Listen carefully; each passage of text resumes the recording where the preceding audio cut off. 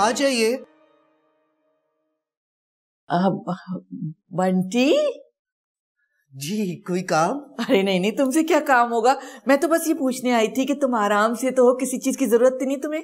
नहीं नहीं, किसी चीज की जरूरत नहीं, और कमरा भी बहुत अच्छा है। अच्छा, ये तो मैं जानती हूँ कि कमरा बहुत अच्छा है, इसी वजह से तो गुड्डू यहाँ से निकलने का नाम नहीं ले रहा था। और सुनो, मैंने बहादुर को अच्छी तरह से समझा दिया कि तुम्हें किराए के मामले में तंग ना करे। तुम तो मेरे अपने बच्चे की तरह हो ना। Thank you darling. चलेगा चलेगा। आप सिर्फ शक्ल से ही नहीं, दिल से भी बहुत खूबसूरत हैं। बंटी, तुम कितने अच्छे हो, कितने तो प्यारे हो।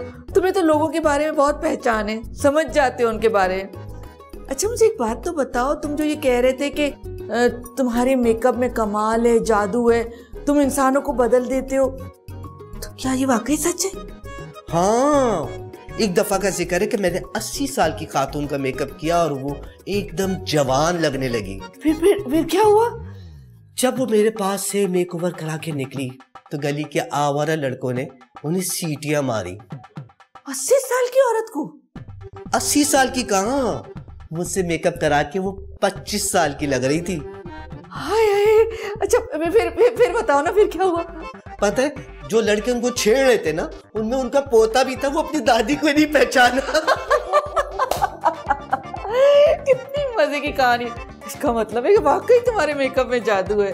मेकअप में जादू नहीं है, मेकअप करने वाले के हाथों में जादू है। अच्छा बंटी, तो फिर देर किस बात की है?